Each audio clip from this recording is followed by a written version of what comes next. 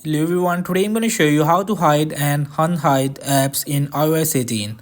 I will be on iOS device and I will be just move in settings and make sure you will be just move in journals and make sure you will just have update on the iOS 18.3 version, which is the latest version. And I will be just on the home back and example you will just choose the any of app. Example, I will just tap to hold it and here is the option of require face id.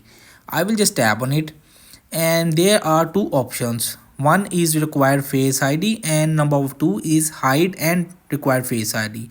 I will just second one and it will be just show me the hidden features, how to get unhide and hide. I will just tap on hide app and how you will find of hide applications on iOS device. I will be just slide and here in the last you will see the hidden. So by your face unlock it will be just show you. So without, no one can see this without a face unlock. So I will be just again tap on it and I will just hold it again and I want don't require face id. I will just simply tap on it.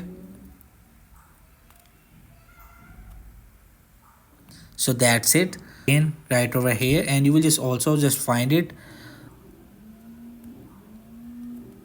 add to home screen and it will be just back.